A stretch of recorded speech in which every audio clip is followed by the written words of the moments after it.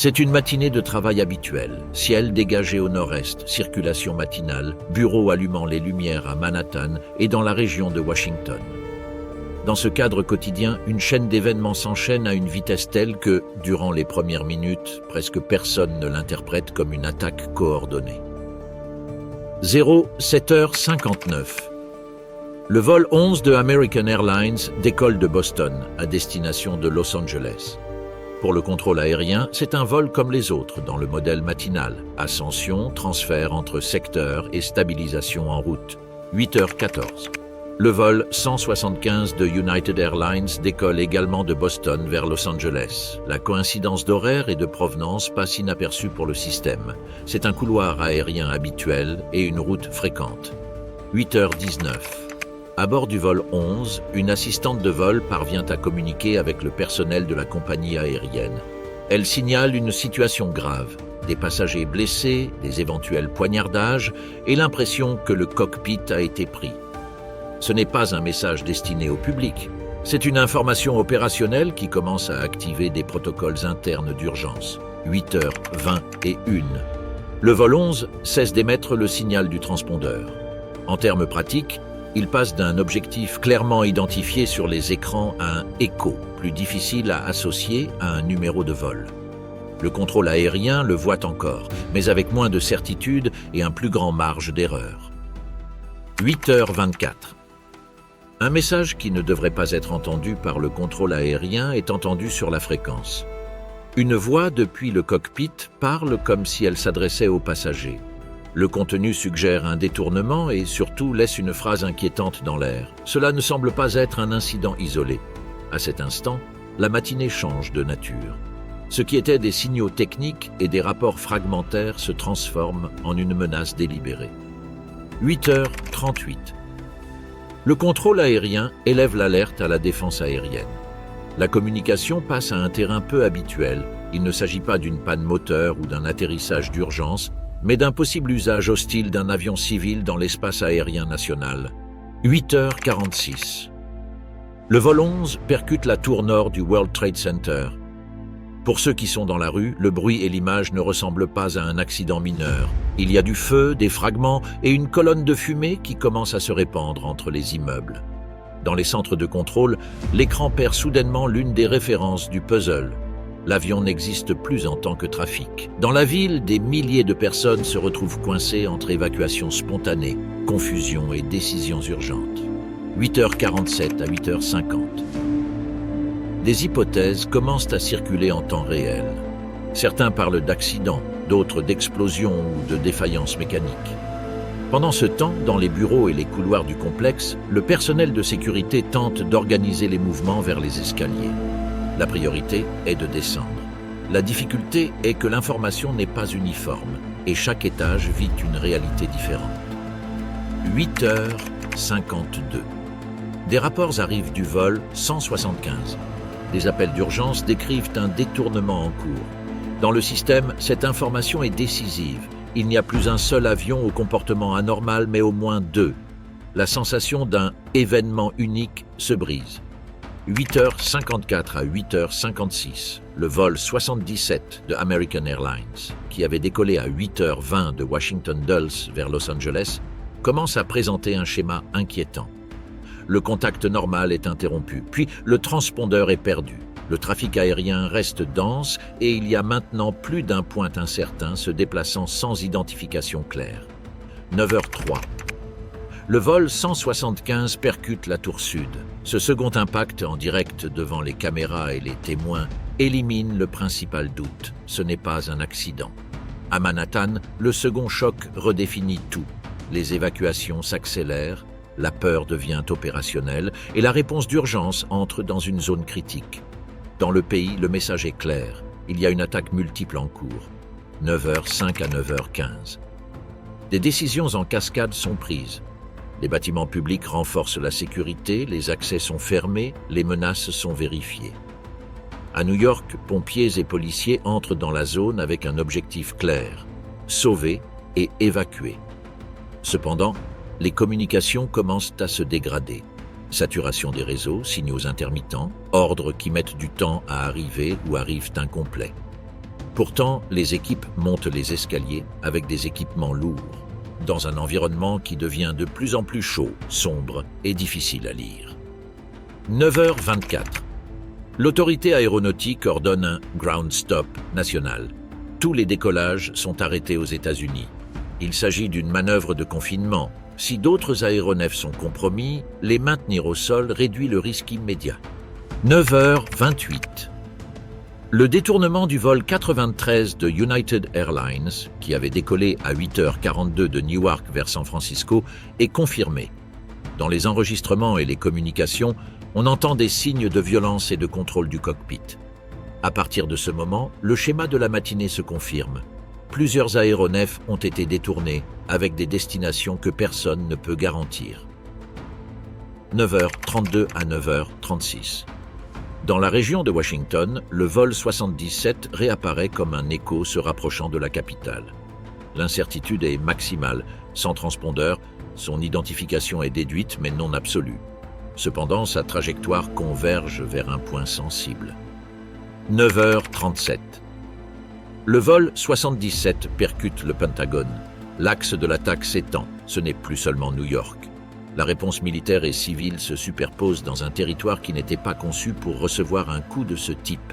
Incendie, évacuation, périmètre de sécurité et une question qui traverse tous les niveaux de commandement. Combien d'avions restent ? 9h45. Il est ordonné de fermer complètement l'espace aérien civil. Tous les avions doivent atterrir dès que possible. Un événement sans précédent. Le ciel, qui était plein quelques minutes auparavant, commence à se vider sur instruction centrale. 9h57. À bord du vol 93, les passagers et l'équipage, informés des impacts par des appels, décident d'agir. Ils commencent une tentative organisée pour atteindre le cockpit. Ce n'est pas une décision impulsive, c'est la compréhension que le détournement vise une cible au sol. 9h59. La tour sud s'effondre. L'effondrement produit un nuage dense de poussière et de débris qui envahit les rues et les entrées. Pour les équipes de secours, c'est un tournant opérationnel. Des routes sont perdues, des points de rassemblement disparaissent, et la priorité devient de survivre, de se regrouper et de sauver ceux qui sont restés ensevelis ou désorientés.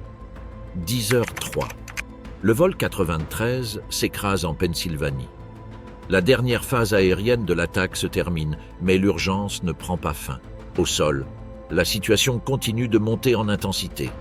10h28. La tour nord s'effondre. La zone devient un lieu de destruction massive. La matinée, qui avait commencé comme une routine de bureaux et de vols commerciaux, se termine transformée en une opération de crise nationale. Sauvetage urbain, contrôle aérien total, sécurité renforcée et un pays tentant de comprendre minute par minute ce qui vient de se passer. Détournement du vol 11, heure locale de l'Est des États-Unis. Le matin du 11 septembre 2001, le vol 11 d'American Airlines était en apparence un vol transcontinental comme un autre. Un Boeing 767 avec un vol direct de Boston à Los Angeles, dirigé par le capitaine John Ogonowski et le premier officier Thomas McGuinness, avec 9 membres d'équipage et 81 passagers à bord, dont 5 membres de l'équipe qui a détourné l'avion. L'appareil a décollé à 7h59 heure locale. 3 d'entre eux, Satam al-Soukami, Wael al-Shehri et Walid al-Shehri, ont été sélectionnés par le KPS à Boston, mais cette sélection n'affectait que le traitement des bagages enregistrés, pas l'accès à l'avion. Une fois à bord, Mohamed Atta, Abdulaziz Al-Omari et Satam al-Soukami ont pris des sièges en classe affaires, tandis que les frères Wael et Walid al-Shehri sont restés ensemble en première classe. Ils ont embarqué entre 7h30 et 40 et 7h40.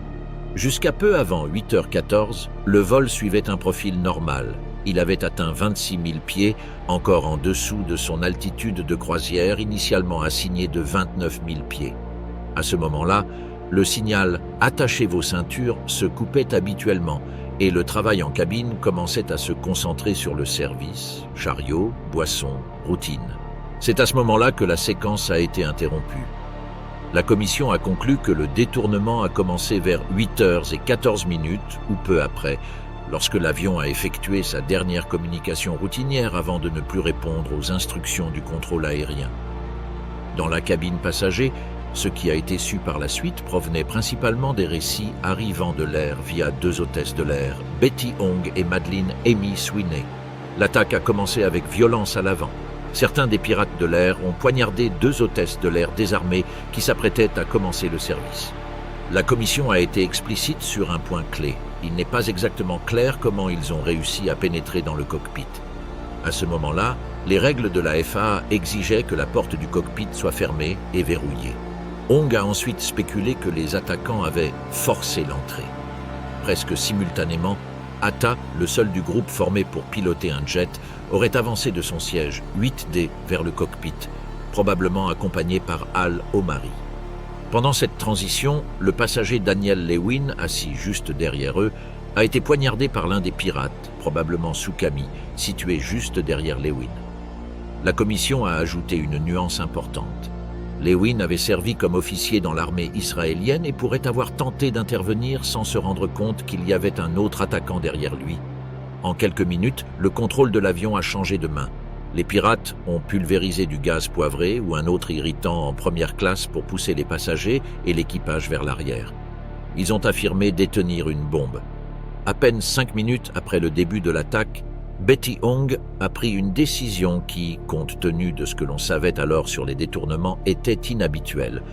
Au lieu de se contenter d'essayer de communiquer avec les pilotes, elle a appelé le centre de réservation d'American Airlines à Cary, en Caroline du Nord. Son appel a duré environ 25 minutes et est devenu l'une des principales fenêtres sur ce qui se passait à bord de l'avion. À 8h19, Ong a décrit de manière précise la situation. Le cockpit ne répondait pas. Il y avait quelqu'un poignardé en classe affaires. On sentait du masse et on ne pouvait pas respirer.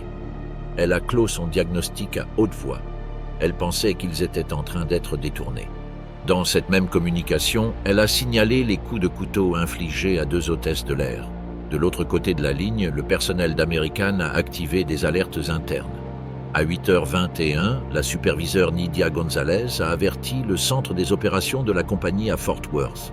Le responsable de service, Craig Markey, a compris qu'il s'agissait d'une urgence et a ordonné aux répartiteurs de tenter de contacter le cockpit. À 8h23, la tentative a échoué. En parallèle, le contrôle du trafic aérien était déjà face à des signes évidents. Au centre de Boston, le contrôleur a insisté pour communiquer lorsque le vol n'a pas obéi à l'instruction de monter à 35 000 pieds. À 8h21, le transpondeur du vol 11 s'est éteint, ce qui a immédiatement dégradé les informations disponibles.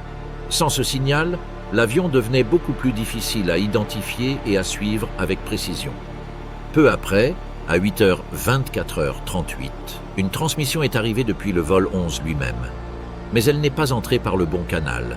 Les pirates ont tenté de parler aux passagers et, ne maîtrisant pas bien le système radio, ont émis le message sur la fréquence de contrôle aérien.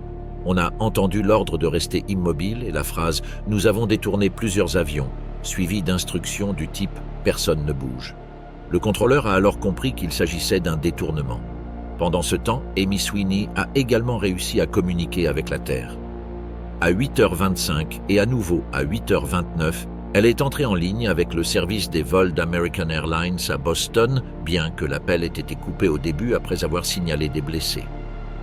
Lorsque la communication a été stabilisée, Sweeney a commencé à transmettre des mises à jour au responsable Michael Woodward. L'avion avait été détourné. En première classe, un homme avait la gorge tranchée. 2 hôtesses avaient été poignardées. Il ne pouvait pas contacter le cockpit, et il y avait une bombe dans le cockpit. Son objectif était de transmettre toute l'information possible aux équipes au sol. Pour ceux qui étaient dans le cockpit, l'avion a également commencé à parler par son comportement. À 8h26, Ong a signalé que l'avion volait de manière erratique. 1 minute plus tard, le vol 11 a tourné vers le sud. Plus tard, Ong a de nouveau décrit des manœuvres irrégulières. Sweeney, pour sa part, a donné des détails sur les pirates. Elle a dit qu'ils étaient du Moyen-Orient et a différencié les niveaux d'anglais en mentionnant aussi 3 numéros de siège. Le centre de Boston a commencé à envoyer des notifications internes entre 8h25 et 8h32 et le centre de commande à Herndon a organisé une téléconférence pour coordonner les différents centres. Cependant, selon la commission, le siège central de la FAA n'a pas contacté le NMCC pour demander l'escorte des chasseurs dans le cadre du protocole formel. Dans une décision hors de la séquence standard, le centre de Boston a pris l'initiative. À 8h37 minutes 52 secondes, il a réussi à communiquer avec NEADS, la première notification reçue par les autorités militaires concernant le détournement du vol 11. À bord de l'avion, les dernières paroles arrivées à la Terre étaient celles d'un équipage qui percevait déjà l'issue sans pouvoir la nommer. À 8h44, le contact téléphonique avec Hong a été perdu. Presque au même moment, Sweeney a averti « Nous descendons rapidement, nous sommes partout ». Woodward lui a demandé de regarder par la fenêtre pour se repérer. Sweeney a répondu qu'il volait très bas, trop bas, et quelques secondes plus tard a lancé une dernière alerte. « Mon Dieu, nous sommes trop bas ». L'appel a été coupé. À 8h46 minutes 40 secondes, heure locale, le vol 11 d'American Airlines a percuté la tour nord du World Trade Center à New York. Tous les occupants de l'avion ont péri ainsi qu'un nombre indéterminé de personnes dans le bâtiment à ce moment-là. Détournement du vol 175, escalade et coordination. Le vol 175 de United Airlines a décollé de Boston en direction de Los Angeles à 8h14 heure locale. C'était un autre Boeing 767 sur une route très similaire à celle du vol 11. Côte est à côte ouest, carburant chargé pour un long trajet, passagers d'affaires, touristes et équipage pour une journée qui en apparence n'avait rien d'exceptionnel. À bord, le capitaine Victor Saracini et le premier officier Michael Horrocks, accompagnés de 7 agents de bord. Parmi les passagers, comme on l'a su plus tard, 5 détournateurs se trouvaient répartis dans des sièges en première classe et en classe affaires. Peu après le décollage, lors du passage du Boston Center vers le secteur suivant, ils entendirent une transmission qui ne correspondait pas. Il s'agissait d'une instruction tendue, mal formulée, apparemment adressée aux passagers d'un autre avion avec un ton autoritaire et nerveux. Le capitaine et le premier officier comprirent qu'il ne s'agissait pas d'un message du contrôle aérien, ni d'un collègue utilisant la fréquence de manière accidentelle. Plus tard, en contact avec le New York Center, ils mentionnèrent par radio avoir entendu une communication suspecte sur la fréquence précédente. Pendant ce temps, de l'autre côté de l'espace aérien, le vol 11 était déjà compromis. Le vol 175 volait littéralement dans le même scénario général où le premier détournement venait de se consolider, mais sans le savoir. Lorsqu'il atteignit 31 000 pieds, vers 8h33, le vol entra dans sa phase de croisière. Dans la zone de première classe et classe affaires, les 5 détournateurs étaient déjà stratégiquement positionnés. Ceux qui devaient s'occuper du cockpit occupèrent des sièges leur permettant un accès rapide à l'avant. Les 3 autres, en position de soutien, prêts à contrôler la partie avant de la cabine passager. La dynamique qui a été reconstruite plus tard, à partir des appels téléphoniques, indique que la prise de contrôle s'est produite entre 8h42 et 8h46. Le schéma était similaire à celui du vol 11. Couteau, violence dirigée contre l'équipage, menace de bombe et utilisation d'un type de spray irritant pour faire céder la résistance. Au moment exact où cette intrusion se produisit, l'impact du vol 11 contre la tour nord était sur le point de se produire ou venait juste de se produire.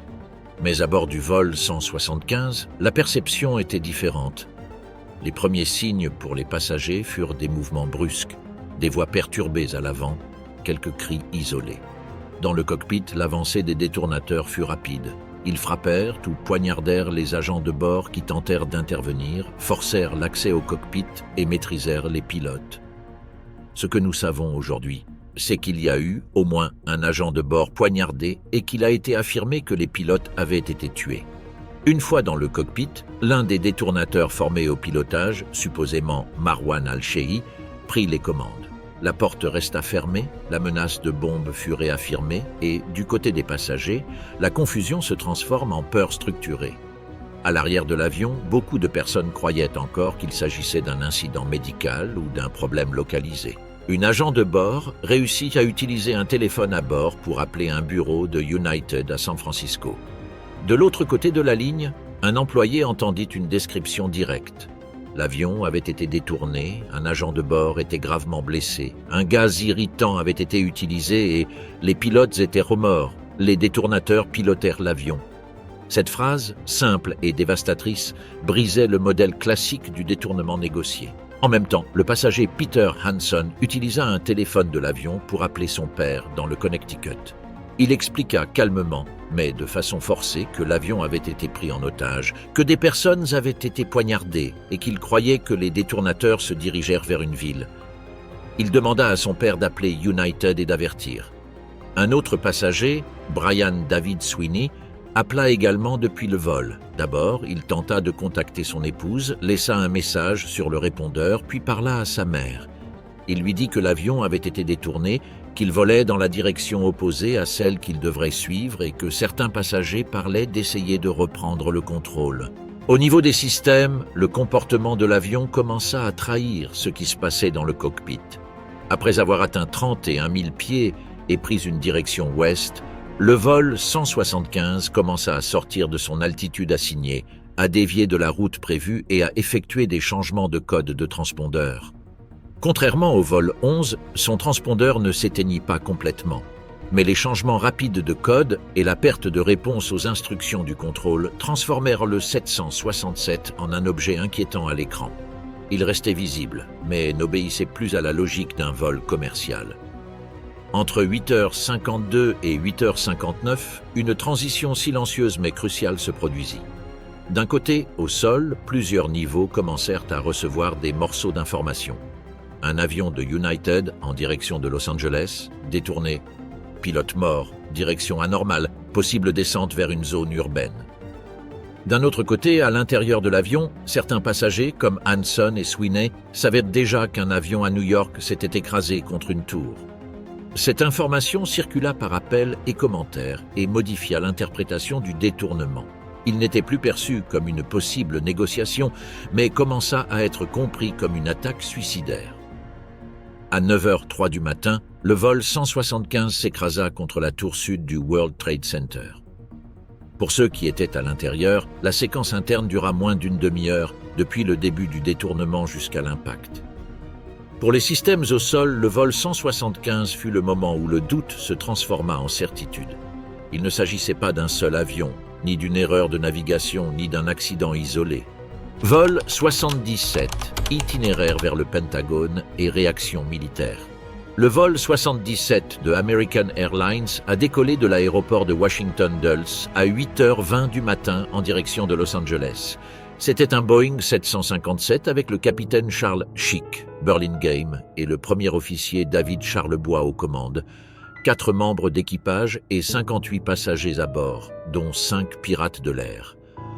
Le départ a été retardé de quelques minutes par rapport à l'heure prévue, ce qui est tout à fait normal dans un grand aéroport en début de journée. Les procédures initiales ont été respectées sans incident. L'avion a roulé, a décollé, a pris de l'altitude et a commencé à virer vers l'ouest, s'éloignant de Washington sur la trajectoire habituelle en direction de la côte Pacifique. L'équipage de cabine a fait les annonces habituelles, a vérifié les ceintures de sécurité, a fermé les compartiments et le cockpit s'est concentré sur la stabilisation de l'appareil à son niveau de croisière, communiquant avec les différents secteurs de contrôle aérien. À 8h51, le vol a envoyé sa dernière communication routinière avec le contrôle du trafic aérien. Tout semblait être en ordre. Peu après, le calme a été brisé à bord de l'avion. La commission du 11 septembre a situé le début du détournement peu après cette dernière transmission, lorsque l'avion approchait de son altitude assignée. Comme pour les autres vols, les pirates de l'air étaient répartis à l'avant. 3 d'entre eux occupèrent la première classe et les 2 autres, des sièges proches. L'un des hommes, Annie Hanjour, était désigné pour prendre les commandes une fois la cabine prise. Ce qui s'est passé dans ces premières minutes a été reconstitué à partir des appels téléphoniques passés depuis l'avion et des analyses ultérieures.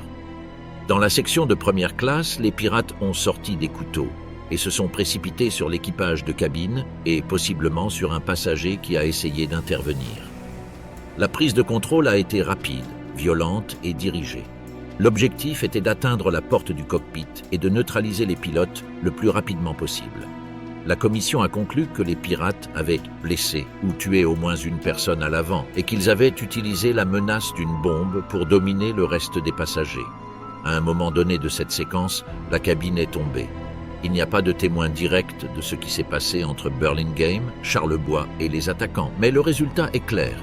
La communication avec les pilotes a été perdue et le contrôle du 757 est passé entre les mains de Hanjour et de ses complices. Immédiatement, le comportement de l'avion a changé. Vers 8h54, le vol 77 a dévié de sa route assignée vers le sud, sans avoir demandé ni reçu d'autorisation pour cela.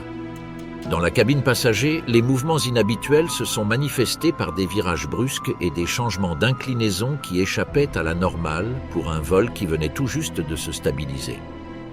À 8h56, le transpondeur a été éteint. Techniquement, cela a laissé l'avion sans identification claire sur les écrans des contrôleurs. Le radar primaire continuait de détecter un écho, mais ne montrait plus ni le code du vol ni l'altitude avec précision. Pendant plusieurs minutes, les contrôleurs ont cru que le vol 77 avait définitivement disparu des radars. En pratique, l'appareil a continué de voler vers l'ouest pendant près de 30 minutes, apparemment suivant la route d'origine, mais désormais contrôlé par les pirates. À bord de l'avion, la situation s'est déclinée à deux niveaux. À l'avant, les pirates ont consolidé leur domination. Portes fermées, menaces répétées, possible utilisation de gaz ou de spray pour tenir les passagers éloignés. Plus en arrière, la majorité des voyageurs tentaient encore de comprendre ce qui se passait.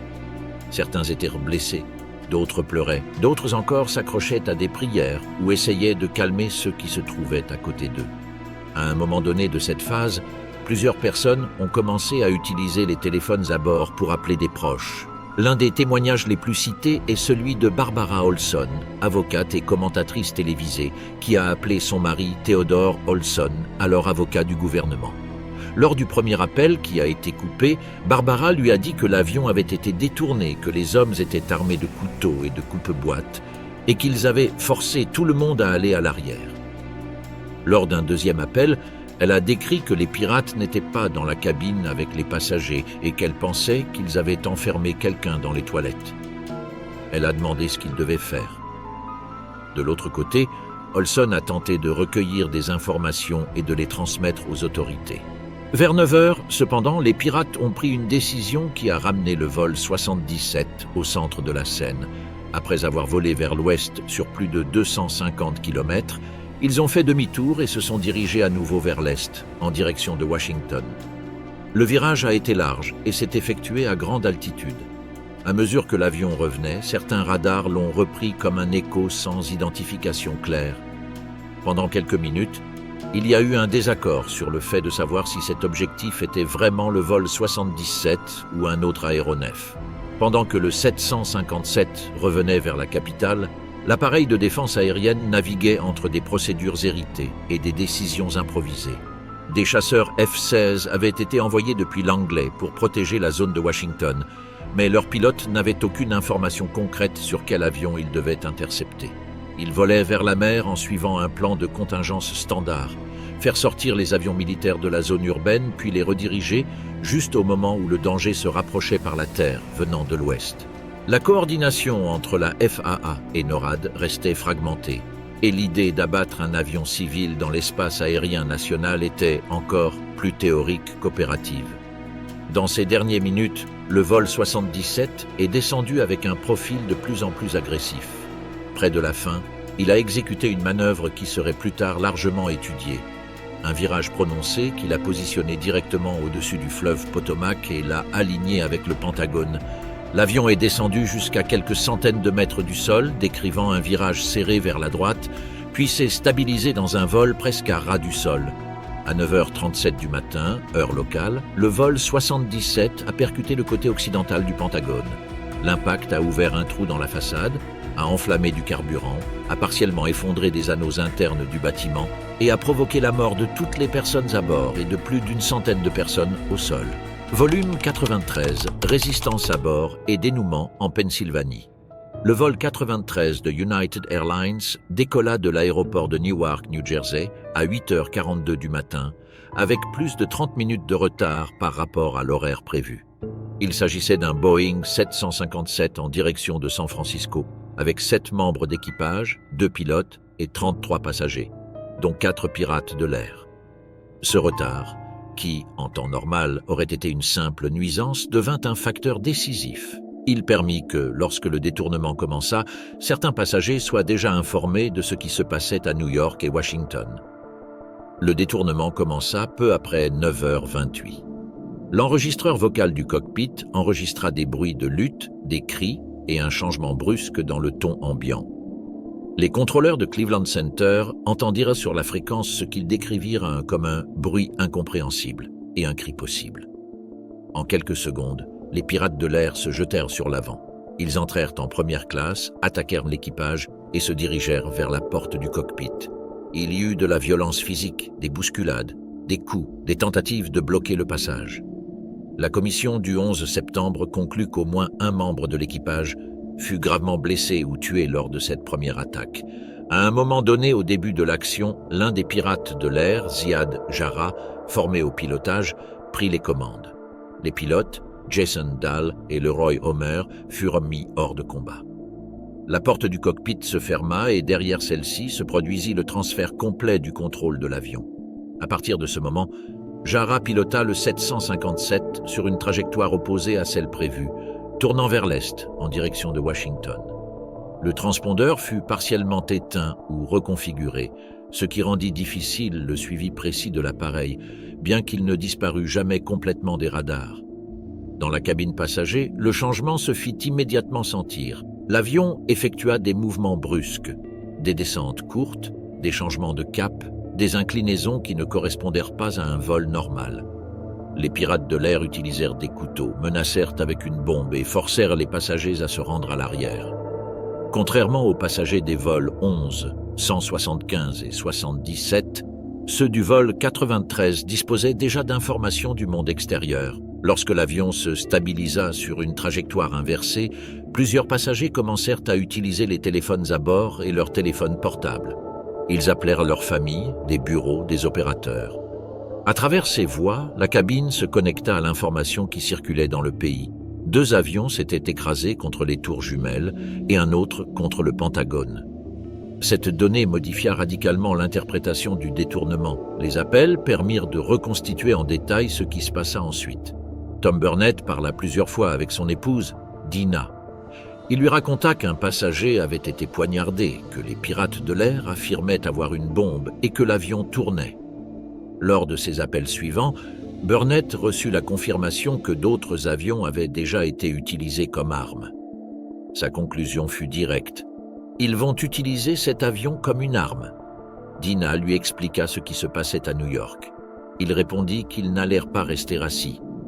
Mark Bingham, Jeremy Glick et Todd Beamer, entre autres, appelèrent également leurs familles ou des opérateurs de la compagnie.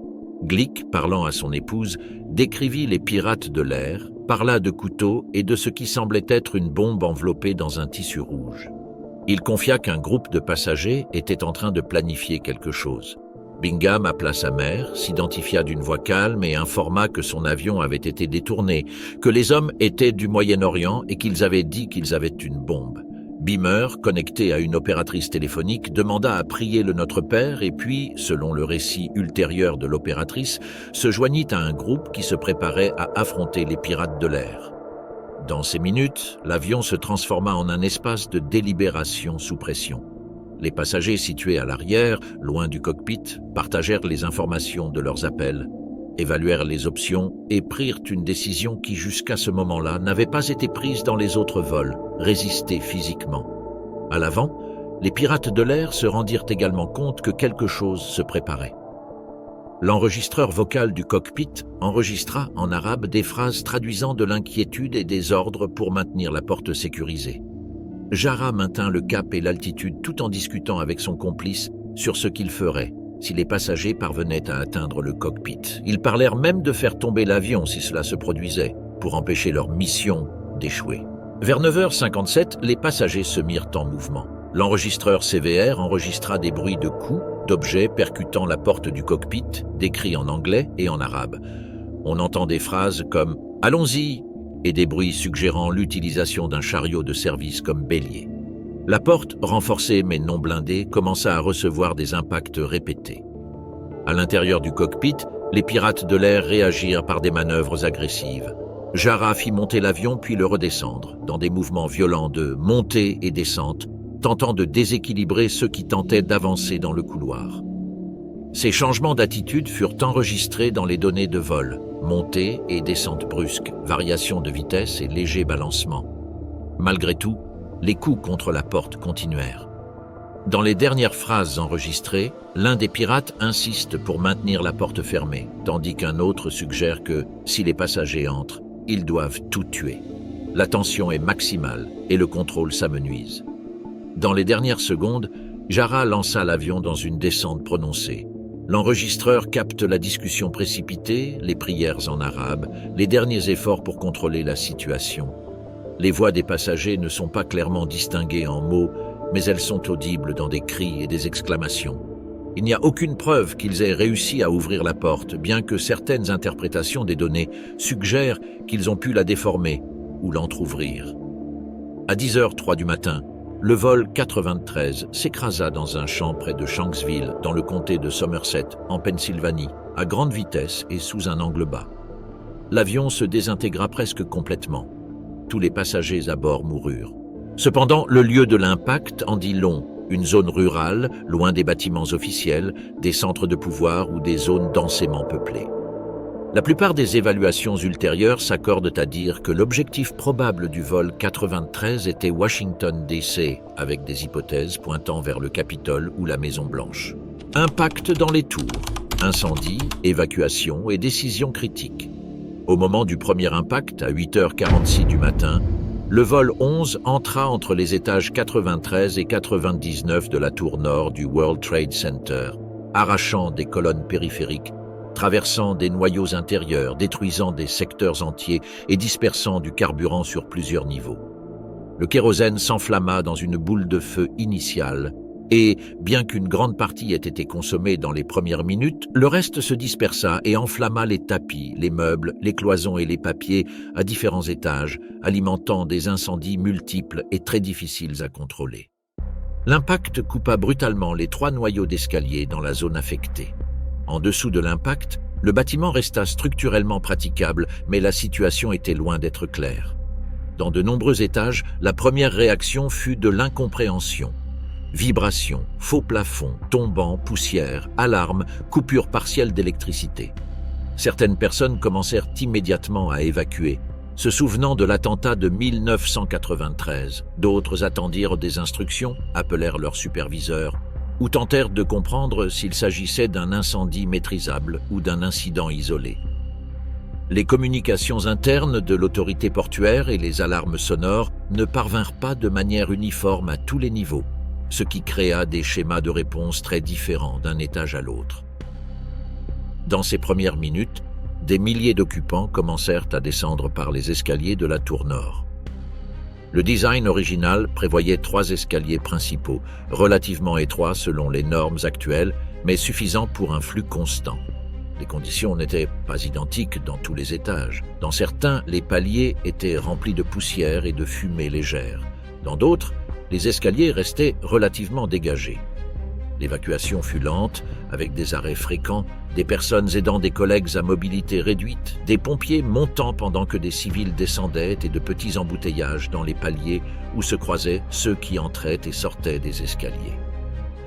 17 minutes après le premier impact, à 9h03, le vol 175 frappa la tour sud entre les étages 77 et 85. Les dégâts structurels furent différents. L'angle d'entrée de l'avion laissa quelques colonnes de façade debout et, surtout, ne détruisit pas complètement l'un des noyaux d'escalier. 2 escaliers furent coupés dans la zone de l'impact, mais un 3e resta théoriquement praticable. Seul un petit nombre de personnes au-dessus de l'impact réussit à l'utiliser. La plupart ne parvinrent jamais à localiser cette voie au milieu de la fumée, de la désorientation et du manque d'informations claires. Mais la grande différence entre les 2 tours se joua avant ce 2e impact.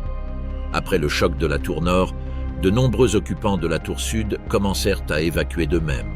D'autres attendirent des instructions. Pendant ces 17 minutes critiques, des annonces par haut-parleurs et des ordres internes encouragèrent à certains moments le personnel à rester à leur poste ou même à revenir dans leur bureau avec le message que l'immeuble était sûr ou que le problème était dans la tour voisine. Cette contradiction entre la perception visuelle et l'information officielle entraîna des réponses très différentes. Ceux qui se méfièrent et continuèrent à descendre gagnèrent des minutes vitales. Ceux qui obéirent et remontèrent ou restèrent perdirent une fenêtre de sortie qui ne reviendrait plus. Dans la tour sud, entre le premier et le deuxième impact, les ascenseurs continuèrent à fonctionner partiellement et un nombre significatif de personnes les utilisa pour quitter l'immeuble ou descendre dans les étages inférieurs. Des études ultérieures estimèrent qu'environ un quart des occupants ayant évacué cette tour utilisèrent au moins un ascenseur à un moment donné et qu'environ 3000 personnes purent sortir grâce à cette option pendant ces minutes. C'était quelque chose que les manuels recommandaient d'éviter lors d'incendies classiques, mais qui, dans cette situation exceptionnelle, joua le rôle d'une voie d'évasion rapide avant que les dégâts ne se généralisent. Après l'impact du vol 175, la tour sud devint un environnement encore plus complexe. Dans les étages directement affectés, les conditions étaient létales: incendies intenses, effondrements, températures très élevées et visibilité quasi nulle.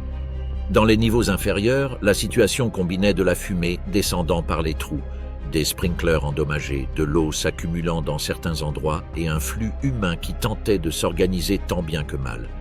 Dans de nombreux témoignages, une même image revient. Des files compactes de personnes descendant dans un silence relatif, avec des interactions brèves pour aider quelqu'un à marcher, porter un collègue, ou laisser passer des pompiers montant avec tout leur équipement. Malgré tout, le bilan global de l'évacuation fut élevé en termes de pourcentage.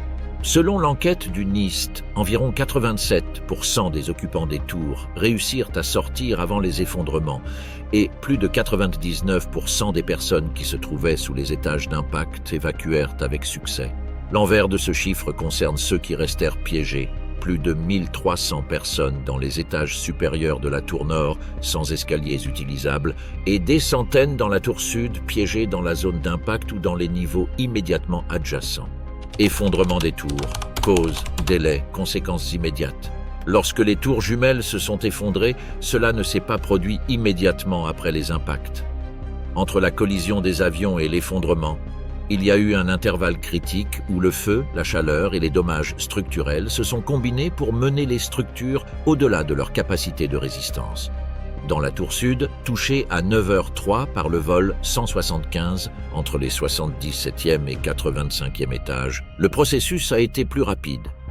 L'avion a arraché les colonnes périphériques, endommagé une partie du noyau central et surtout détaché l'isolation ignifuge des poutres et des colonnes dans la zone de l'impact. Le carburant d'aviation s'est atomisé et a pris feu, générant une boule de feu initiale puis plusieurs foyers d'incendie alimentés principalement par le contenu des bureaux, meubles, tapis, cloisons, papier. Les études du NIST ont montré que l'impact à lui seul ne suffisait pas à expliquer l'effondrement. La clé résidait dans la combinaison des dommages structurels initiaux et des incendies prolongés sur les étages où l'isolation contre le feu avait été gravement compromise. Les températures élevées ont déformé les dalles et les poutres de plancher qui ont commencé à se courber vers le bas. Cette courbure a tiré sur les extrémités ancrées dans la façade, exerçant une forte traction vers l'intérieur sur les colonnes périphériques. À mesure que ces colonnes se courbèrent vers l'intérieur, elles perdaient leur capacité portante. Lorsque ce seuil a été dépassé, une section de colonnes périphériques a cédé presque simultanément. À 9h59 du matin, après environ 56 minutes d'incendie, la tour sud a commencé à s'effondrer. Les images montrent d'abord un léger affaissement de la partie supérieure, suivi d'une descente soudaine du bloc d'étage au-dessus de la zone de l'impact. Une fois que cette masse a commencé à se déplacer vers le bas, elle a entraîné étage après étage dans une cascade progressive. Les dalles inférieures n'étaient pas conçues pour supporter le poids dynamique de dizaines d'étages tombant à grande vitesse. L'effondrement a généré un nuage dense de poussière, de fragments de béton et de matériaux pulvérisés qui ont enveloppé les rues voisines en quelques secondes. Contrairement à la tour sud, dans la tour nord, pratiquement personne n'a pu s'échapper des étages au-dessus de l'impact. Les escaliers ont été sectionnés et il n'y avait pas de chemin continu vers le bas. Les personnes piégées à ces niveaux ont vécu presque 102 minutes d'aggravation progressive du feu et de la chaleur, tandis que les tentatives de demander de l'aide par téléphone, radio ou fenêtre se multipliaient. À 10h28 du matin, la tour nord s'est effondrée complètement. En un peu plus d'une heure et demie, le bâtiment était passé d'une tour de 110 étages à une masse de débris de plusieurs étages de hauteur, enveloppée de fumée, de poussière et de feu résiduels. Entre les deux effondrements, la zone du World Trade Center s'est transformée en un paysage de ruines fumantes, traversé par des morceaux de façade, de l'acier tordu, des véhicules détruits et des débris couvrant les rues, les stations de métro et les bâtiments voisins. Les conséquences immédiates ont été multiples et simultanées. Tout d'abord, l'impact direct sur ceux qui se trouvaient à l'intérieur. Des milliers de personnes sont mortes dans les incendies et les effondrements, avec un total d'environ 2763 victimes uniquement dans le complexe du World Trade Center, y compris les passagers des avions et les personnes dans les bâtiments. Un nombre élevé de ces victimes étaient des travailleurs piégés dans les étages supérieurs qui n'ont pas pu évacuer et des équipes de secours qui se trouvaient à l'intérieur ou à proximité des tours lorsqu'elles se sont effondrées. Parmi les morts, il y avait des centaines de travailleurs d'urgence de la ville de New York. On estime que 415 appartenaient au service d'urgence, dont 343 pompiers du FDNY, 23 agents du NYPD et 37 policiers de l'autorité portuaire, ainsi que du personnel médical et d'autres agences. Beaucoup d'entre eux étaient entrés dans les tours pour aider à l'évacuation, lutter contre les incendies et organiser le sauvetage lorsque l'effondrement a eu lieu. Deuxièmement, la chute des tours a causé d'énormes dommages structurels dans les environs immédiats. Plusieurs bâtiments du complexe et de ses alentours ont été partiellement ou totalement détruits par l'impact des débris, y compris le WTC-7, qui finira par s'effondrer en fin d'après-midi en raison des incendies alimentés par les débris de l'effondrement de la tour nord. Fermeture de l'espace aérien, arrêt national, aéroport, contrôle du trafic. Au moment des attaques, le ciel au-dessus des États-Unis était plein. Des milliers d'avions commerciaux, de fret et d'aviation générale suivaient leur route dans un système qui n'avait jamais été complètement interrompu. En quelques minutes, la Federal Aviation Administration, FAA, a dû transformer ce réseau en quelque chose de totalement différent. Un pays où aucun avion civil ne pourrait continuer à voler. Après l'impact du deuxième avion sur la tour sud et surtout après l'attaque du Pentagone à 9h37, la perception au sein de la FAA a changé d'échelle. Ce n'était plus un ou deux détournements isolés. Le problème était l'ensemble du système. Depuis le Command Center de la FAA à Herndon, en Virginie, une série d'ordres sans précédent a commencé. À 9h26 du matin, la FAA a émis un ground stop national. Tous les décollages de vols civils en provenance des aéroports américains ont été interdits, quelle que soit leur destination. C'était la première fois qu'une mesure de cette ampleur était appliquée. Les avions qui étaient encore au sol ont été immobilisés sur les pistes et aux portes. Ceux qui étaient déjà en vol ont continué à voler, mais le flux de nouveaux départs a été complètement interrompu.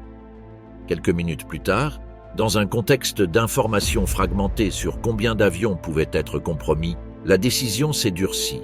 Vers 9h45, la FAA a ordonné la fermeture de l'espace aérien national. Tous les avions civils en vol devaient atterrir au plus proche aéroport dès que cela serait pratique. Seules les opérations militaires, d'urgence ou médicales étaient autorisées. À ce moment-là, il y avait plus de 4500 aéronefs dans les airs à l'intérieur du système américain. Les contrôleurs et les pilotes ont dû exécuter, en temps réel, une manœuvre coordonnée pour vider le ciel en toute sécurité, redistribuer le trafic, attribuer des priorités, résoudre les conflits de route et de séquences d'atterrissage, le tout sans perdre la séparation minimale entre les avions.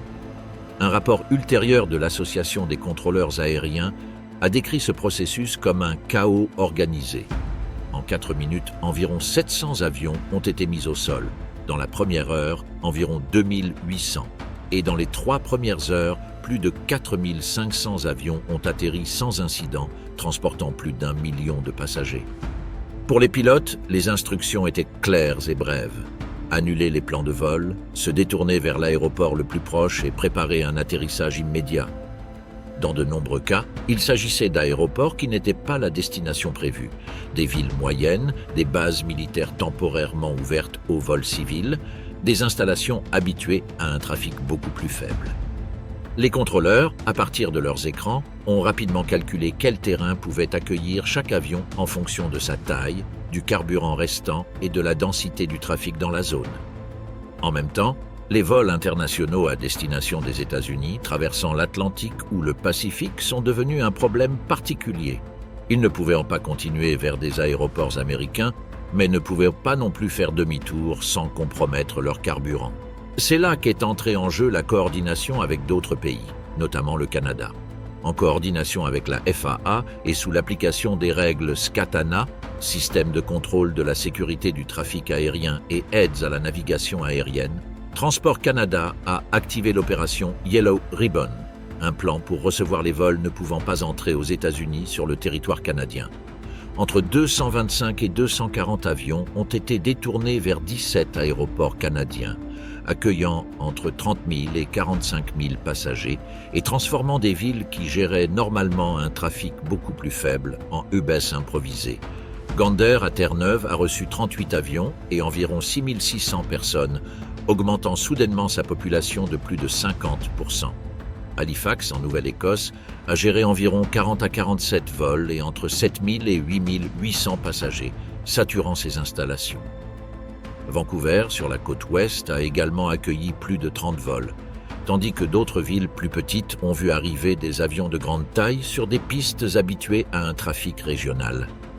Dans beaucoup de ces aéroports, les passagers sont restés des heures à bord des avions. Les autorités locales devaient d'abord confirmer la sécurité de chaque appareil, vérifier les identités et organiser les hébergements d'urgence. À Halifax, par exemple, les passagers ont commencé à débarquer tard dans la nuit du 11 septembre. Les terminaux ont soudainement été remplis, des gens dormant sur des sièges, des matelas déployés dans des gymnases, des écoles et des centres communautaires, tandis que les compagnies aériennes tentaient de reprogrammer des vols dont elles ne savaient toujours pas quand elles pourraient reprendre. Aux États-Unis, les grands aéroports ont vécu des scènes similaires. Les pistes et les taxiways étaient remplis d'avions stationnés là où il y avait de la place, parfois dans des positions éloignées, sans passerelle ni échelle suffisante. Les terminaux ont fermé des accès, évacué des zones sensibles et appliqué des mesures de sécurité renforcées. Les passagers qui étaient sur le point d'embarquer ont trouvé des portes fermées soudainement, des annonces par haut-parleurs concernant des incidents nationaux et l'ordre générique de libérer les zones sensibles. Dans les centres de contrôle du trafic aérien, la journée a été décrite plus tard comme l'un des plus grands défis techniques et humains de l'histoire du secteur. Les contrôleurs en route, en approche et à la tour ont travaillé sans relâche, reconfigurant les flux d'arrivée, ajustant les altitudes, négociant les séquences d'atterrissage et résolvant en quelques secondes des conflits qui, dans des conditions normales, seraient planifiés avec beaucoup plus de marge. Une analyse ultérieure a qualifié le vidage complet du National Airspace System en quelques heures de la plus grande réussite de l'histoire du contrôle du trafic aérien. La fermeture de l'espace aérien américain a également été un événement historique. C'était la première fois que tous les vols commerciaux étaient suspendus dans le pays, ne laissant en l'air que des chasseurs, des avions officiels et des évacuations médicales. L'effet visuel était frappant. Des cieux normalement traversés par des traînées sont restés pratiquement vides, tandis que de grands aéroports comme Chicago, Atlanta ou Dallas se transformaient en plateformes statiques remplies d'avions immobiles. La réouverture n'a pas été immédiate. À partir du 13 septembre, 2 jours plus tard, les vols commerciaux ont commencé à reprendre progressivement, avec des contrôles de sécurité beaucoup plus stricts et de nouvelles restrictions. L'aviation générale, les vols privés et les petits opérateurs ont mis encore plus de temps à retrouver des opérations normales, notamment dans des zones sensibles comme Washington et New York. Sauvetage et urgence, pompiers, police, hôpitaux, communication en panne. Les premières sirènes commencèrent à retentir dans le bas de Manhattan presque immédiatement après l'impact sur la tour nord. À 8h46 du matin, le système d'urgence recevait déjà des appels signalant un avion écrasé et un incendie aux étages supérieurs du World Trade Center. En quelques minutes, l'attaque ne fut plus perçue comme un accident aérien isolé, mais comme la plus grande opération de sauvetage urbain de l'histoire des États-Unis. Le département des pompiers de New York, FDNY, activa le protocole d'incident de victimes massives et établit un système de commandement sur place. Selon les analyses ultérieures et le rapport interne de la ville, au cours des 3 premières heures, plus de 200 unités de pompiers furent déployées autour du complexe, dont environ 121 compagnies de moteurs et 62 compagnies d'échelle, ainsi que des équipes de sauvetage spécialisées. hazmat, des escouades et des commandements de haut rang. Il s'agissait d'une mobilisation sans précédent, qui maintint néanmoins une couverture minimale pour le reste de la ville. Tous les équipages d'urgence ne venaient pas de l'extérieur. La police de l'autorité portuaire de New York et du New Jersey, responsable direct du complexe, avait déjà des agents à l'intérieur des bâtiments dans les premières minutes. Beaucoup d'entre eux s'attelèrent à guider les gens vers les escaliers, à tenter de libérer les halls et à aider les personnes à mobilité réduite. 37 agents de la PAPD perdirent la vie ce jour-là au World Trade Center, la plus grande perte en un seul jour dans l'histoire d'un corps de police américain. Parallèlement, le département de la police de New York assuma des tâches de périmètre, de contrôle du trafic, de soutien à l'évacuation et d'observation aérienne. Des hélicoptères du NYPD survolaient les tours, transmettant des informations critiques sur l'étendue des dégâts et l'évolution des incendies. Ces informations n'arrivaient cependant pas toujours de manière claire ou opportune au commandant des pompiers au sol en raison du manque d'interopérabilité entre les systèmes radio, une faiblesse qui serait soulignée des années plus tard comme l'un des points les plus graves en matière de communication d'urgence. Parallèlement aux pompiers et à la police, le système d'urgence médicale mobilisa des ambulances municipales, privées et hospitalières. Le protocole d'incident de victimes massives fut activé rapidement. Des zones de triage furent désignées à plusieurs pâtés de maisons du complexe pour classer les blessés avant de les répartir entre les hôpitaux les plus proches. L'expérience antérieure de l'attentat de 1993 au World Trade Center avait permis de perfectionner certains de ces plans, bien que l'échelle des événements de 2001 ait dépassé tous les scénarios envisagés.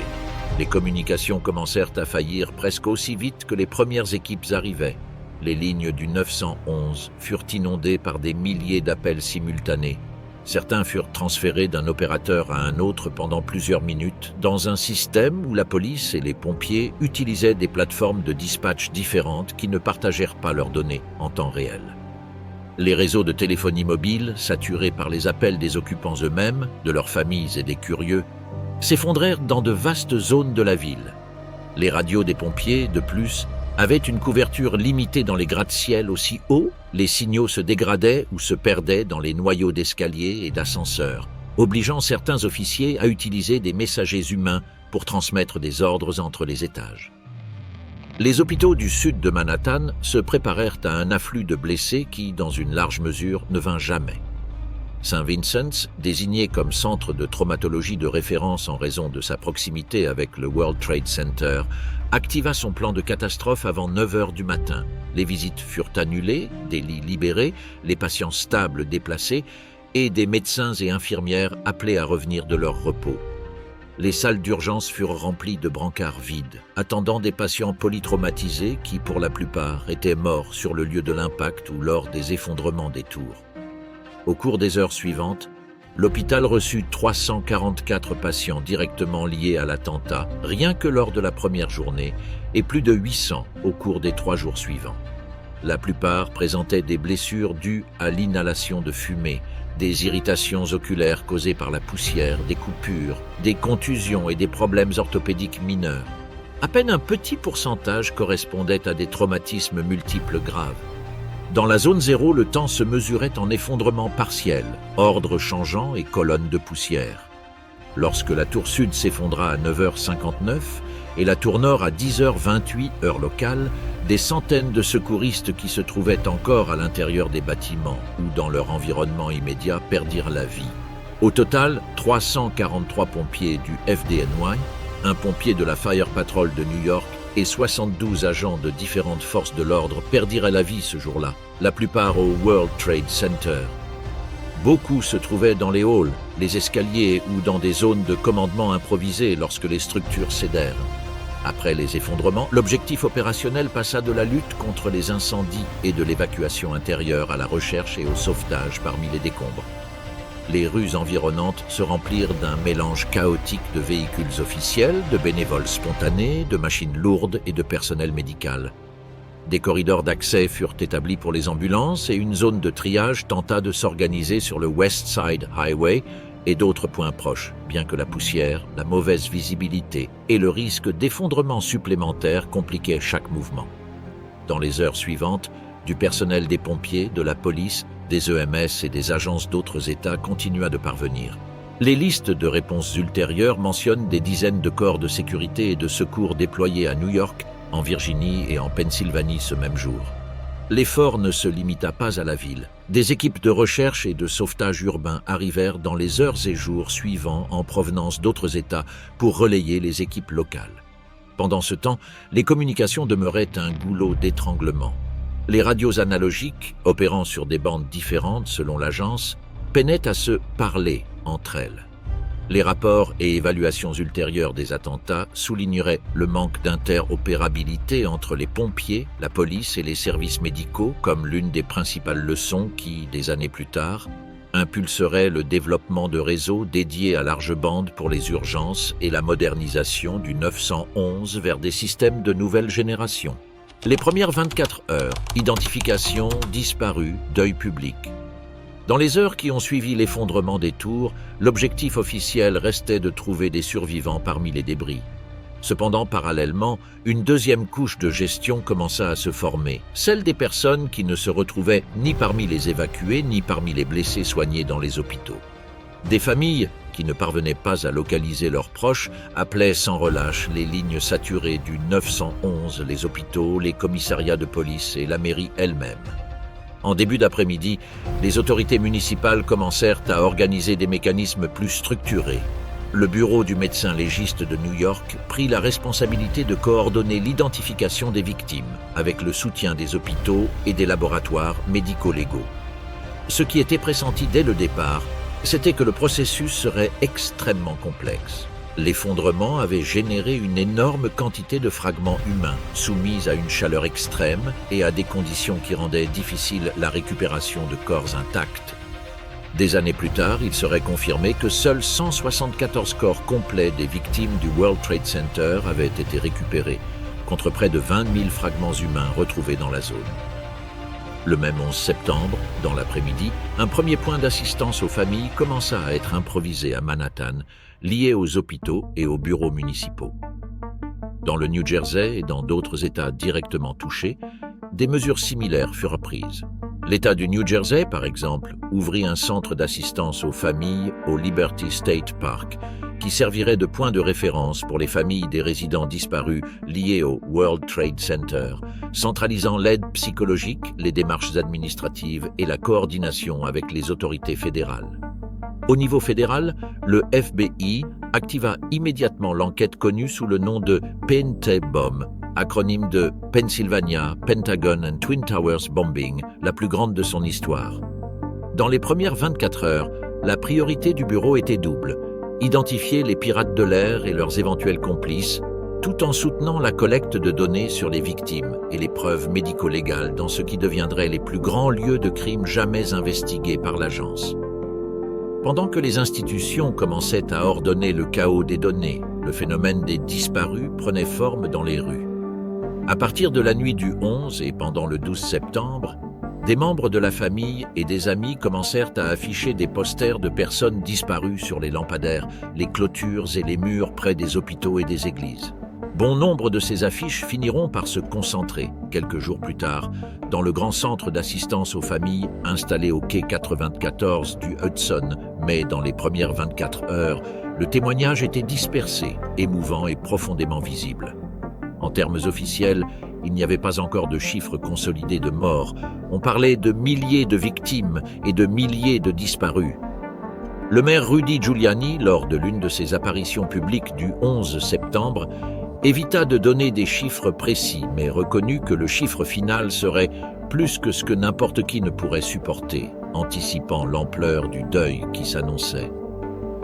Le deuil public commença avant même la fin de la journée. L'après-midi, des drapeaux en berne apparurent sur les bâtiments officiels, les maisons privées et les commerces. À Union Square et dans d'autres places, de petits hôtels spontanés furent installés avec des bougies, des fleurs et des messages manuscrits. Des églises, synagogues et autres lieux de culte ouvrirent leurs portes pour des veillées improvisées, dont beaucoup furent pleines jusqu'à l'aube.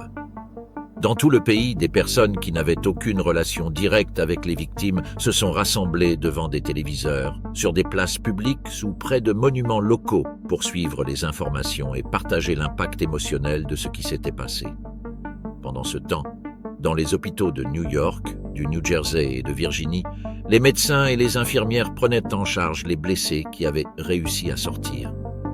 Les données recueillies par les CDC montrent qu'en comparaison avec l'ampleur de la catastrophe, le nombre de blessés graves arrivés dans les centres était relativement faible. La plupart des personnes se trouvant dans les zones les plus endommagées sont mortes sur place. Celles qui sont arrivées vivantes souffraient généralement d'inhalation de fumée, de blessures oculaires dues à la poussière, de contusions et de traumatismes modérés. Cette réalité renforçait, au fil des heures, la perception que la liste des victimes mortelles serait très élevée. Au cours de cette première nuit, le travail médico-légal ne faisait que commencer. Les restes récupérés dans les environs du World Trade Center commencèrent à être transférés à la morgue et dans des installations temporaires où leur catalogage initial fut effectué. Chaque fragment était étiqueté avec précision, lieu et heure de la découverte, circonstances, éventuels traits identifiables. Les équipes d'anthropologues, de pathologistes et de techniciens en ADN savaient que le processus d'identification durerait des années. En fait, les travaux d'analyse génétique et de comparaison se poursuivraient pendant des décennies et continuent encore aujourd'hui. Des avancées récentes en ADN ont permis d'identifier des victimes presque 24 ans après l'attentat. À Washington, après l'attaque du Pentagone, le département de la Défense organisa également son propre centre d'assistance aux familles, opérationnel dès le 12 septembre, avec le soutien de psychologues, aumôniers, médecins militaires et personnels administratifs. Sa fonction était similaire: informer les familles des employés et militaires disparus, recueillir des échantillons ante-mortem et accompagner les familles dans les premières démarches. En Pennsylvanie, l'échelle était plus petite, mais le modèle émotionnel était le même. Les familles des passagers du vol 93 reçurent une notification officielle de la part de la compagnie aérienne et des autorités fédérales, tandis que des cérémonies et veillées locales étaient organisées. Là-bas, le récit s'est rapidement centré sur la résistance à bord et sur l'idée que l'action des passagers avait évité un nombre encore plus élevé de victimes au sol. L'après, changement dans l'aviation, TSA, porte blindée, protocole, guerres et effets mondiaux. Le 11 septembre ne s'est pas terminé lorsque la fumée s'est dissipée au-dessus de Manhattan. À partir de ce jour, le système aérien, la politique étrangère des États-Unis et une grande partie du cadre juridique et sécuritaire du monde occidental sont entrés dans une phase de reconfiguration qui se fait encore sentir aujourd'hui. Dans l'aviation commerciale, le changement a été immédiat.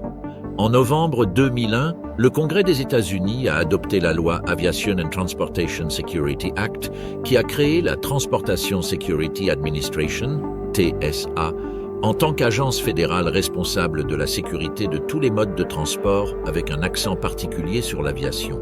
Cette loi a fédéralisé le contrôle des passagers dans les aéroports et remplacé la sécurité assurée par les compagnies aériennes par des inspecteurs formés et supervisés directement par l'État.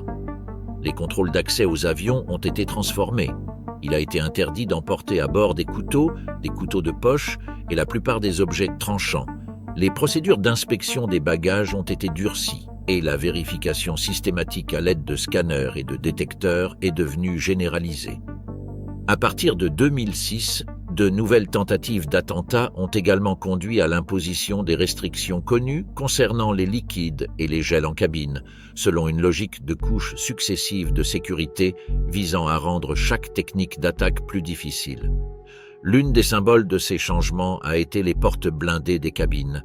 En janvier 2002, la FAA a émis une norme spécifique concernant la sécurité du flight deck pour les avions de transport, et peu après, elle a établi des normes pour des portes renforcées résistantes aux intrusions et aux armes à feu, avec l'obligation d'installer ces dispositifs sur plus de 6000 avions avant avril 2003. L'idée était que le modèle de détournement utilisé le 11 septembre ne puisse pas se répéter. Parallèlement, le Federal Air Marshal Service a été considérablement élargi. Le 11 septembre 2001, seuls quelques dizaines d'agents volaient armés et sous couverture sur des vols commerciaux américains. Après les attentats, la Maison-Blanche a ordonné une expansion accélérée qui a conduit à l'incorporation de milliers de nouveaux agents, intégrés ensuite dans le système de la TSA, en tant que dernière ligne de défense à l'intérieur des cabines des passagers. Le contrôle des passagers ne s'est plus concentré uniquement sur ce qu'ils portaient, mais aussi sur qui ils étaient. Depuis le 11 septembre, les listes d'exclusion aérienne et de sélection renforcées, connues sous les noms de No-Fly List et Selectee List, gérées aux États-Unis par la TSA et d'autres agences fédérales, ont été élargies et systématisées. Ces listes, conçues pour interdire l'embarquement des personnes considérées comme une menace pour l'aviation, ont progressivement augmenté et sont devenues un outil central du système de sécurité, tout en suscitant des critiques pour leurs erreurs, leur manque de transparence et des problèmes liés au respect du processus légal. D'autres pays ont adopté des mécanismes similaires, comme le programme de protection des passagers du Canada. Au-delà des aéroports, le 11 septembre a ouvert une période officiellement définie comme la guerre mondiale contre le terrorisme. En octobre 2001, les États-Unis, avec le soutien de leurs alliés et sous le parapluie de l'OTAN, ont lancé une opération militaire en Afghanistan contre le régime taliban, accusé d'héberger Al-Qaïda.